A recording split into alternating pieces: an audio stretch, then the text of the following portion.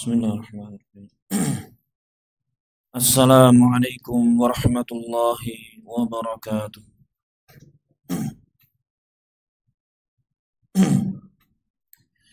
Alhamdulillahi rabbil alamin. Wassalatu wassalamu ala rasulihil amin. Nabiyyina Muhammadin wa ala alihi wa sahbihi ajma'in. Amma ba'd. Bapak-bapak, ibu-ibu jamaah Masjid As-Salam rahimani wa rahimakumullah. Alhamdulillah, tidak lupa kita senantiasa memuji dan bersyukur kepada Allah Subhanahu wa taala atas limpahan nikmat-nikmatnya kepada kita, sehingga di petang hari ini kita bisa belajar bersama membaca kitab Al-Fiqh Al-Muyassar yang mempelajari tentang hukum-hukum ibadah dan juga hukum-hukum muamalah. Kemudian salawat dan salam semoga senantiasa tercurahkan, ditetapkan bagi suri tauladan kita Rasulullah Muhammad sallallahu alaihi wasallam, kepada para keluarganya, kepada para sahabatnya, dan juga kepada para pengikutnya sampai yaumul akhir nanti. Jamaah rahimani wa rahimakumullah. Di pertemuan yang lalu, di pekan yang lalu, kita sudah masuk di pembahasan haji. Dan sudah dibacakan tentang beberapa perkara, di antaranya pengertian haji, apa itu haji. Kemudian hukum haji. Apa hukum haji? Wajib. Hukum haji itu wajib. Kemudian keutamaan haji juga sudah kita bacakan hadis-hadisnya. Kemudian yang terakhir di pekan yang lalu, yakni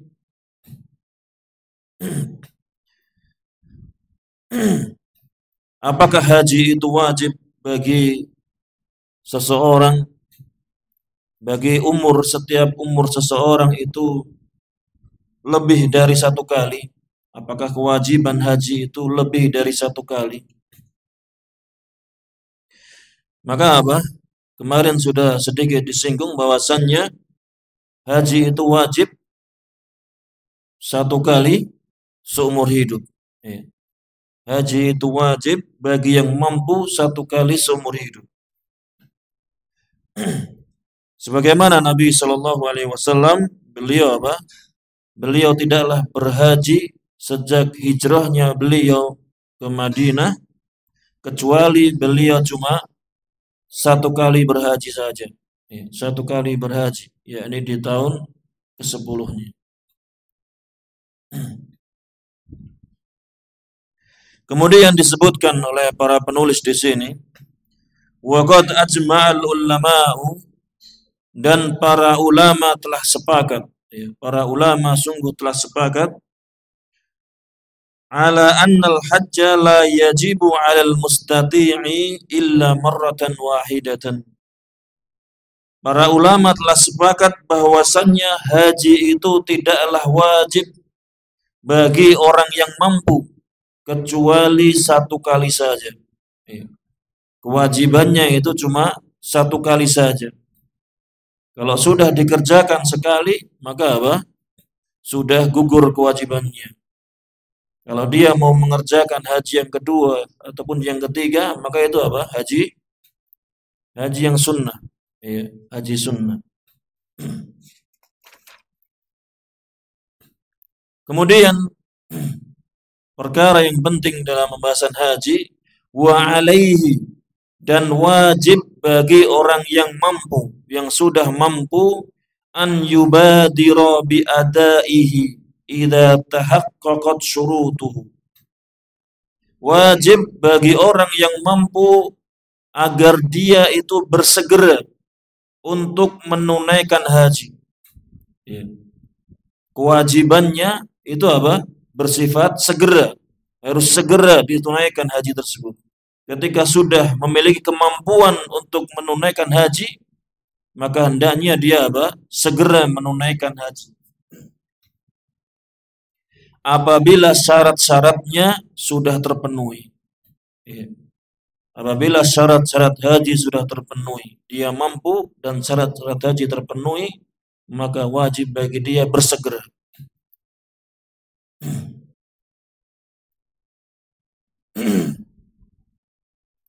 Wa yathamu bi ta'khirihi li ghairi udrin, dan dia berdosa. Dan orang yang mampu ini apa? Berdosa dengan sebab menunda hajinya. Ya. Dia berdosa dengan sebab menunda hajinya tanpa ada udzur. Ya. Tidak ada alasan yang syar'i dia menunda keberangkatan hajinya, maka apa? Dia berdosa.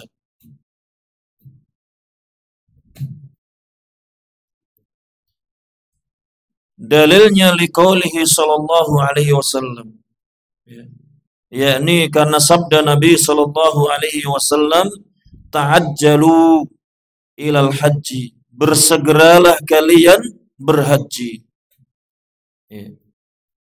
Bersegeralah kalian untuk berhaji. Perintah dari Nabi sallallahu alaihi wasallam. Fa inna ahadakum la yadri ma ya'ridu lahu. Bersegeralah kalian untuk berhaji, karena sesungguhnya kalian tidak mengetahui apa yang akan menimpa kalian, apa yang akan menimpanya. Dia sudah mampu, punya uang cukup, badan sudah siap untuk berangkat, dia tunda. Ternyata apa? Beberapa tahun kemudian uangnya habis untuk bisnis ini, bisnis itu. Sehingga apa? Hendaknya ketika mampu, ada kemampuan, gunakan harta, gunakan badan tersebut untuk menunaikan kewajibannya. Dia tunda 1 tahun, 2 tahun, ternyata badannya sudah tidak kuat lagi.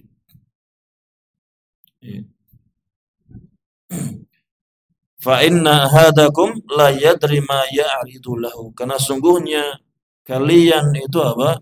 Tidak mengetahui apa yang akan menimpanya.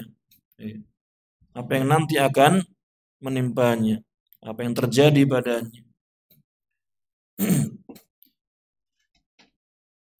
Wa qad ruwiya marfu'an wa mauqufan, dan sungguh telah diriwayatkan, ada sebuah riwayat, ada beberapa riwayat secara marfu' dan mauquf. Marfu' itu sampai kepada Nabi sallallahu alaihi wasallam, mauquf itu hadisnya sampai kepada sahabat saja.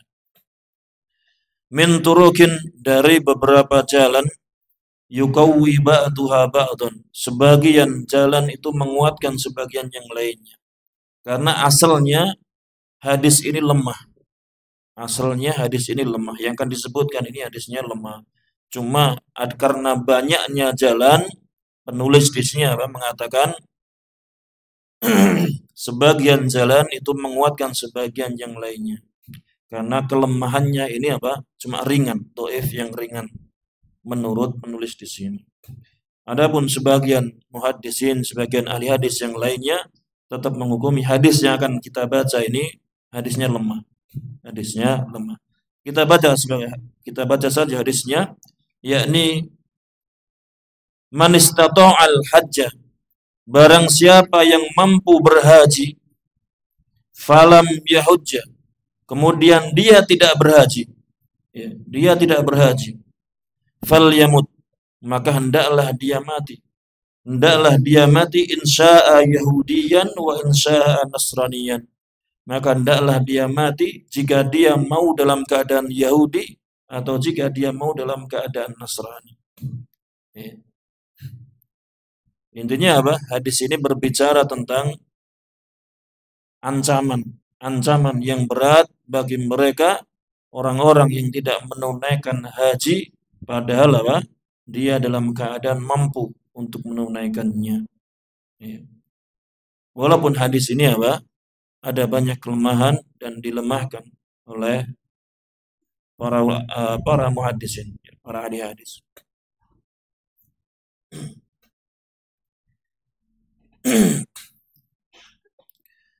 Jamaah rahimani wa rahimakumullah.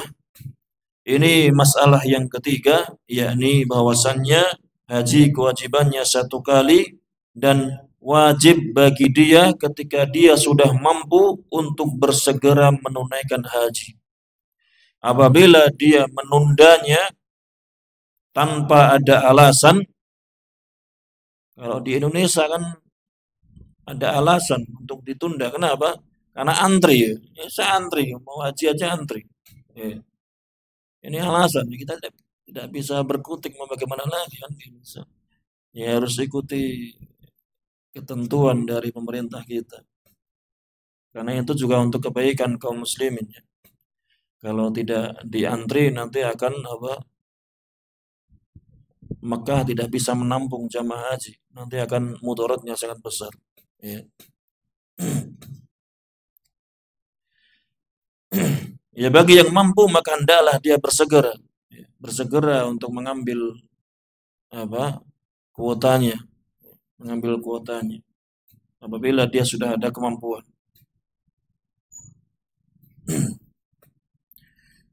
Apalagi dia mampu untuk membeli yang haji yang mahal itu. Furoda yang berapa ratus juta. Maka kerjakan.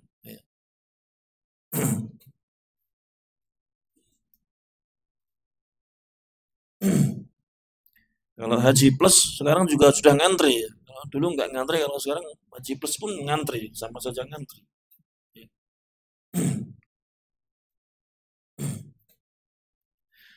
Iya, ini yang ketiga, hendaknya bersegera untuk menunaikan haji apabila seseorang sudah mampu. Jangan menundanya dengan tanpa ada alasan.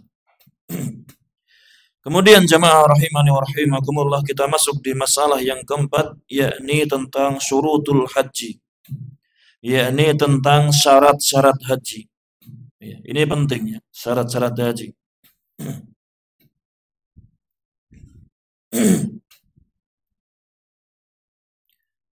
Yustaratu liwujubil haji khamsatu syurutin. Dipersyaratkan untuk wajibnya haji ini 5 syarat. 5 syarat. Jadi ada syarat wajib, ada syarat sah. Kalau di sini syarat wajibnya, syarat wajib untuk haji. Ada istilah syarat wajib. Apabila syarat terpenuhi, maka kewajiban sudah datang. Kalau syarat sah terpenuhi, baru berbicara tentang sah tidaknya suatu ibadah. Syarat sah dengan syarat wajib. Yang dibicarakan di sini yakni syarat wajibnya haji. Syarat dari kewajiban haji. Yang pertama, yakni al-islamu. Al-islamu.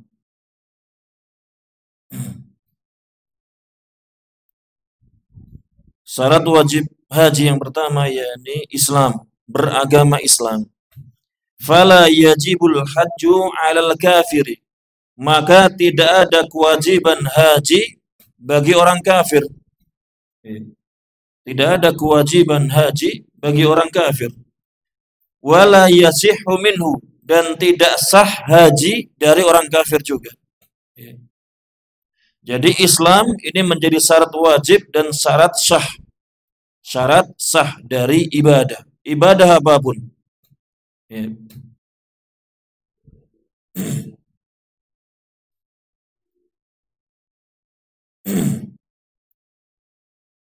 Li'annal islama syartun li sihhatil ibadati, karena sungguhnya Islam, beragama Islam itu salah satu syarat dari apa?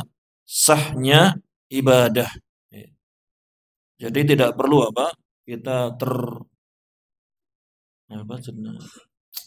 kalau ada orang kafir beribadah, dia berpuasa, dia ikut sholat, bahkan dia umroh atau haji, maka tidak perlu kita hebat. Ya, nggak ada hebat-hebatnya, nggak akan diterima karena nggak sah. Ibadah mereka tidak sah, tidak ada keabsahan dari ibadah mereka. Wah, tangga saya hebat, orang kafir tapi mau puasa bareng kaum muslimin, nggak ada hebatnya karena ibadah mereka tidak sah. Nggak ada hebatnya. Karena salah satu syarat sahnya ibadah, yakni apa? Islam. Islam. Ini syarat wajib haji yang pertama, yakni al-Islam. Al-Islam. Kemudian yang kedua, yakni al-aqlu. Berakal. Berakal. Fala yajibul hajju 'alal majnuni. Maka tidak ada kewajiban haji bagi orang gila. Jadi orang gila itu tidak ada kewajiban haji. Wala yasihhu minhu fi hali jununihi. Dan tidak sah haji dari orang gila dalam ketika keadaan gilanya. Ada orang gila haji, gila haji, nggak usah terpukau dengan hajinya orang gila. Ketika gila dia haji, karena apa? Tidak sah ibadahnya orang gila. Ketika dalam keadaan gilanya, kecuali sudah sembuh, sudah nggak kumat, pas keadaan nggak kumat maka sah. Yang tidak sah itu apa? Ketika dalam keadaan gilanya. Li'annal aqla, karena sungguhnya akal itu, berakalnya seorang itu syartun litaklifi, yakni salah satu syarat di dalam pembebanan syariat. Syariat ini dibebankan kepada mereka orang-orang yang berakal. Syariat ini dibebankan kepada orang-orang yang berakal saja. Wal majnunu laisa min ahli taklifi, dan orang gila ini apa? Bukan termasuk orang-orang yang dibebani syariat. Orang gila ini apa? Ketika dia tidak sholat, maka tidak ada apa? Hukuman bagi mereka, tidak berdosa. Enak tidak jadi orang gila? Tidak enak. Tidak enak. Cuma bedanya apa? Kelebihan mereka orang gila ini apa? Mereka bukan termasuk apa? Orang-orang yang dibebani syariat. Ketika mereka meninggalkan kewajiban, mereka tidak berdosa. Ini orang gila yang tidak berakal. Dari sisi ini apa? Mereka apa? Mereka memiliki kelebihan daripada orang-orang yang apa? Bermaksiat. Maksiat. Karena maksiat itu apa? Akan diat. Tapi dibandingkan orang-orang yang taat, ya rugi. Jauh sekali. Orang yang taat, amal ibadahnya diterima. Orang gila, amal ibadahnya nggak diterima.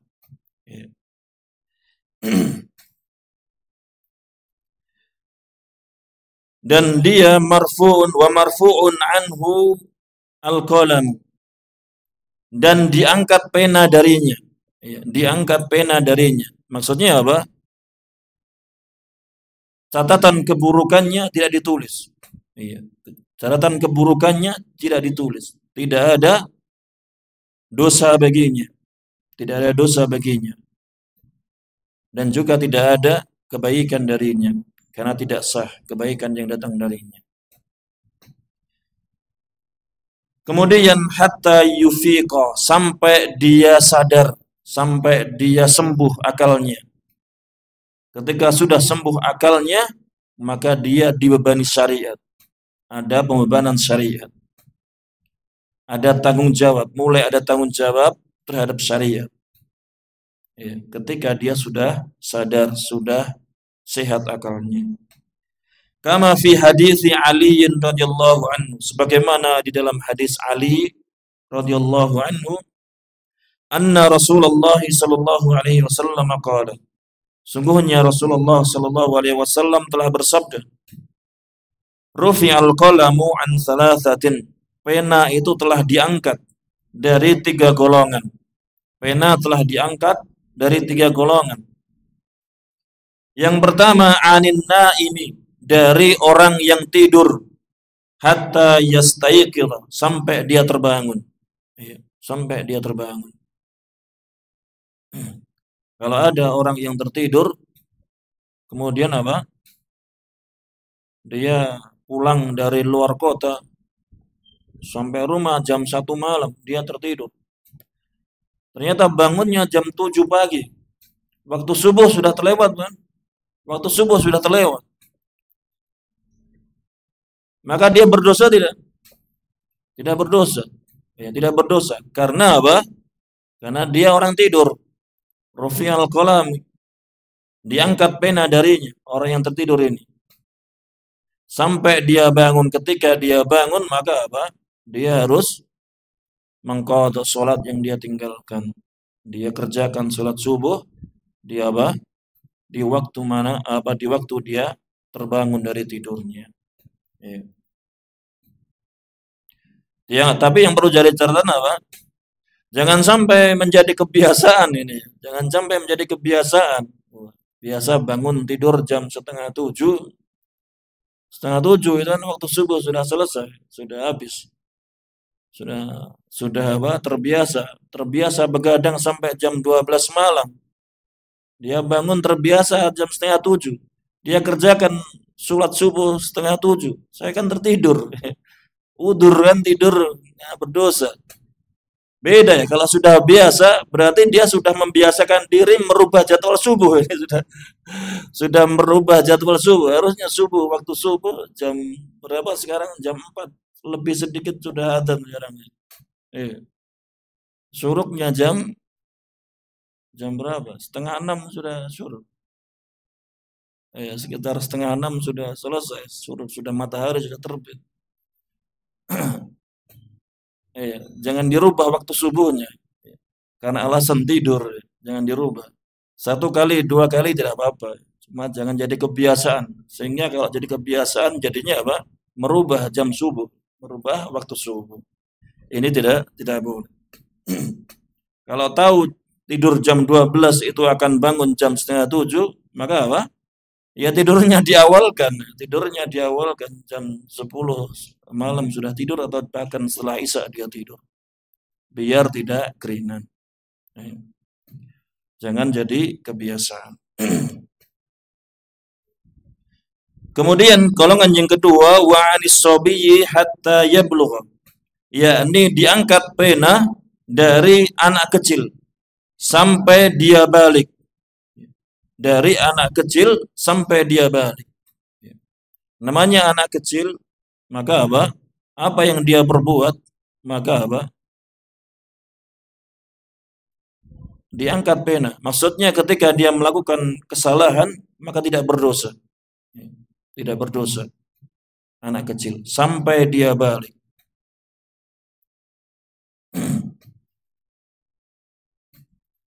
Tapi kalau kesalahannya, dosanya ini terkait dengan hak orang lain, maka apa? Walinya yang bertanggung jawab. Walinya yang bertanggung jawab. Anak kecil merusak apa? Kaca tetangganya, pecahkan. Tidak sekedar minta maaf, namanya anak kecil ya dimaafkan ya. Jangan sekedar itu, tapi apa? Walinya harus apa? Bagaimana berdamainya, bagaimana menyelesaikannya, baik dengan menggantinya atau dengan kerelaan apa? Orang yang terzalimi. Jadi jangan mentang-mentang anak kecil terus ketika salah harus dimaafkan, itu ya tidak. Ketika kesalahannya terkait dengan hak orang lain, maka harus dicegah, bahkan diganti tanggung jawab walinya. Ya. Ketika ada anak-anak lari-lari di depan orang sholat, yang sholat pun harus ini mencegah, jangan sampai lewat. Walaupun ketika dia lewat dia tidak berdosa. Ya. Orang yang sholat tetap diperintahkan untuk mencegah, untuk biar tidak lewat depan tempat dia sholat. Ya.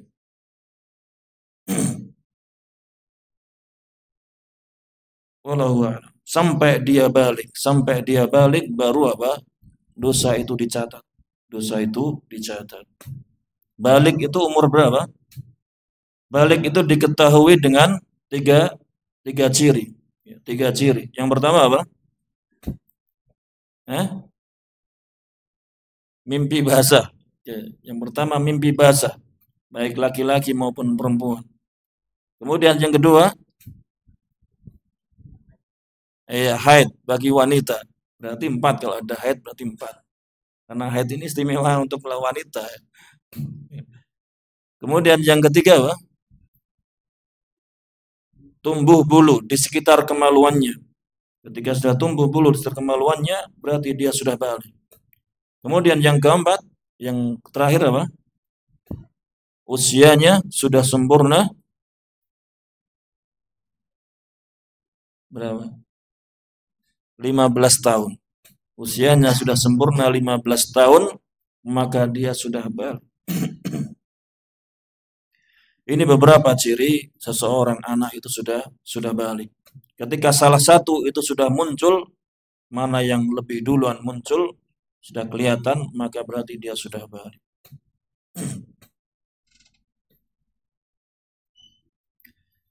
Kemudian yang ketiga, golongan yang ketiga, wa'anil majnuni hatta yufiqa, yakni diangkat pena dari orang gila sampai dia sadar, sampai dia sembuh akalnya. Ini dalil bahwasannya apa? Orang yang gila ini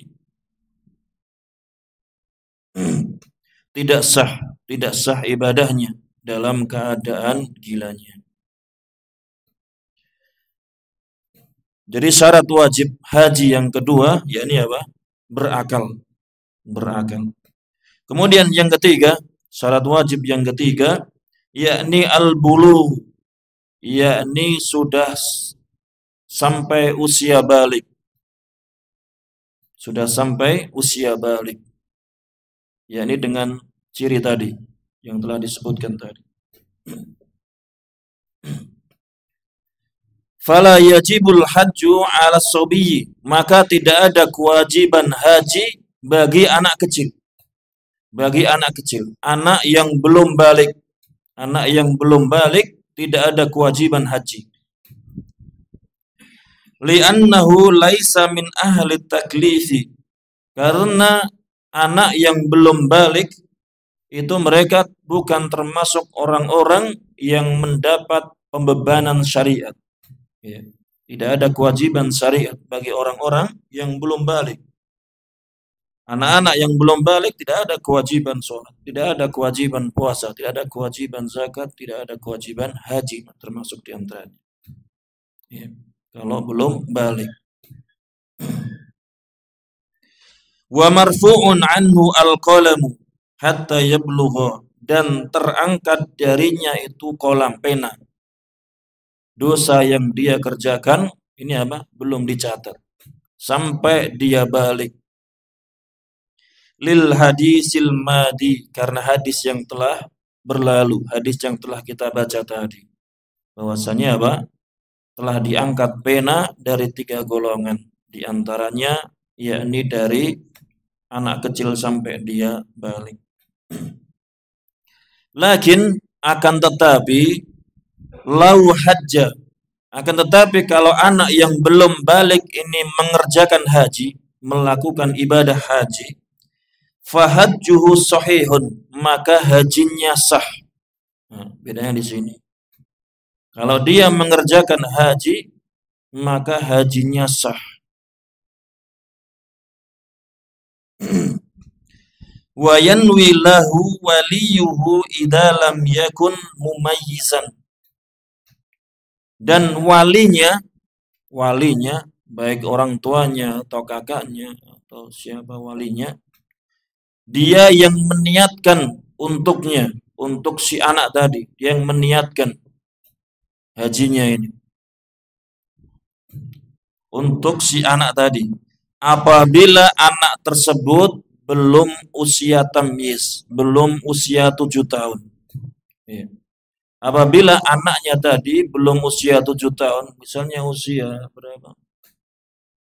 Nah, iya, 1 tahun, 2 tahun, atau 3 tahun, dan seterusnya. Belum usia 7 tahun, maka kalau dia dihajikan oleh orang tuanya, diajak haji misalnya, maka walinya, orang tuanya kasarannya, maka dia yang meniatkannya. Jadi dia niatnya double. Niatkan haji untuk dirinya dan dia niat haji juga untuk anaknya.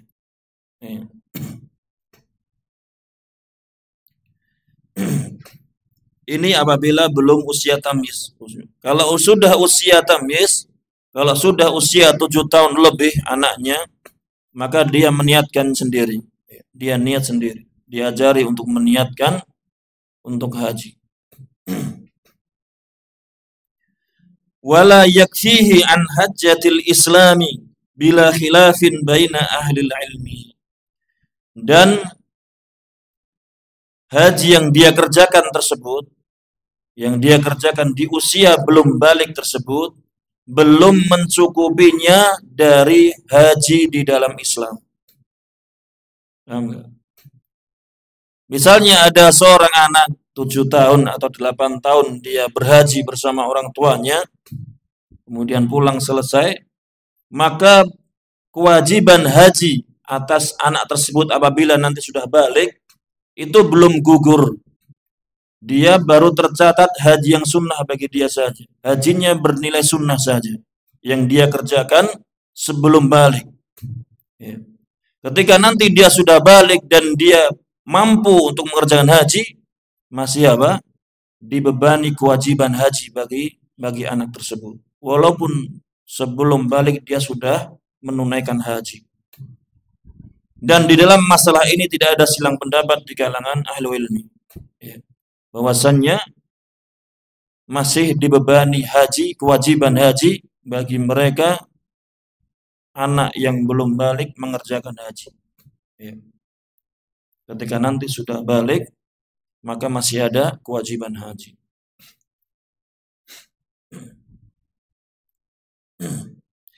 Lima rawahu Ibnu Abbas radhiyallahu anhuma. Karena hadis yang diriwayatkan oleh Ibnu Abbas radhiyallahu anhuma, anna imra'atan, sungguhnya ada seorang wanita, rafa'at sobiyan, ada seorang wanita yang dia mengangkat, menggendong seorang anak. Faqalat, maka perempuan tadi yang berhaji membawa anak kecilnya tadi, dia berkata kepada Nabi sallallahu alaihi wasallam, "Ya Rasulullah, alihada hajjun?" Wahai Rasulullah, apakah ada haji untuk anak ini memiliki haji, mendapatkan haji? Karena dia sudah mengikuti ritual haji bersama ibunya, ya kan? Maka Nabi Shallallahu Alaihi Wasallam menjawab, "Naam, iya.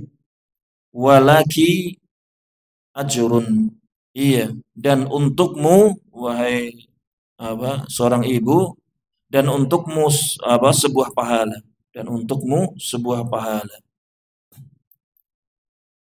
Jadi bagi anak yang diajak haji tadi mendapatkan pahala haji sunnah, hajinya bernilai sunnah, dan untuk ibunya yang mengajaknya, walinya, mendapatkan pahala mengajarkan haji pada anaknya. Ya. Mendapatkan pahala mengajarkan haji pada anaknya. Wali qaulihi sallallahu alaihi wasallam, dan karena sabda Nabi sallallahu alaihi wasallam, ayyuma sabiyyin hajja thumma balagha fa'alaihi hajjatun ukhra. Siapapun anak yang belum balik dia mengerjakan haji, siapapun ada seorang anak yang belum balik dia mengerjakan haji, thumma balagha, kemudian dia apa? Kemudian dia balik. Fa alaihi hajjatun ukhra, maka wajib bagi dia anak tadi apa? Haji yang lain. Maka wajib bagi dia haji yang lain. Maksudnya ada kewajiban, masih ada kewajiban bagi dia mengerjakan haji ketika sudah balik. Ketika sudah balik. Wa ayyuma 'abdin hajja thumma 'utiqa fa 'alaihi hajjatun ukhra. Dan siapapun budak yang dia berhaji, kemudian dia dibebaskan, dimerdekakan, maka ada kewajiban bagi dia haji yang lain. Jadi ketika apa? Ada seorang anak kecil yang belum balik mengerjakan haji, kemudian dia balik, sampai balik dan dia mampu, maka apa? Masih ada kewajiban bagi anak tersebut yang sudah balik, yakni mengerjakan haji. Ini syarat wajib haji yang ketiga, yakni balik. Ya, balik. Ini saja yang bisa kita baca. Baru 3 syarat wajib. Ada disebutkan di sini ada 5 syarat wajib di dalam haji. Ya. Ini saja, insya Allah kita lanjutkan di pertemuan yang akan datang, pembahasan syarat wajib dalam haji. Kita cukupkan, kita akhiri. Wassallallahu ala nabiyyina Muhammadin wa ala alihi wasallam wa jazakumullahu khairan. Wassalamualaikum warahmatullahi wabarakatuh.